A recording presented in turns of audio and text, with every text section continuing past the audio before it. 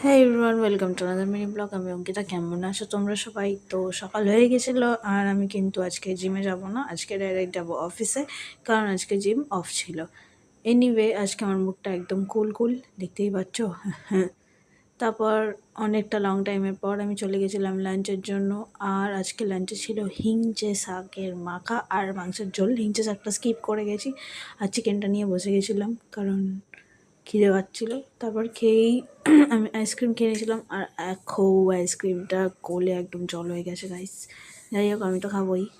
দেন একটাতে পোষায়নি, আর একটা দেখছি মা এনে রেখেছিল ফ্রিজে, খেয়ে নিয়েছিলাম। আর এখন আমি বাড়ি চলে যাচ্ছি, রাতের হয়ে গেছিলো। আর আমি আগেই বলছি, আমার ব্লগে কখন দিন থেকে রাত হয়ে যায় কেউ বুঝতেই পারবে না, কেউ ধরতেই পারবে না। এনিওয়ে, আজকে ডিনারে আমি একটু মুড়ি খেয়ে নিয়েছিলাম, কারণ কিছু খেতে ইচ্ছা করছিল না। আর খেয়ে দিয়ে একটু ফ্রেশ হতে চলে গেছিলাম, আর ফ্রেশ হতে গিয়ে আমার ফোনটা একদম বাথরুমে আছাড় খেয়ে গেছিলো। এনিওয়ে, নতুন ফোন আসবে মনে হচ্ছে। যাই হোক, এখন কিন্তু আমি একটু স্কিন কেয়ার করব।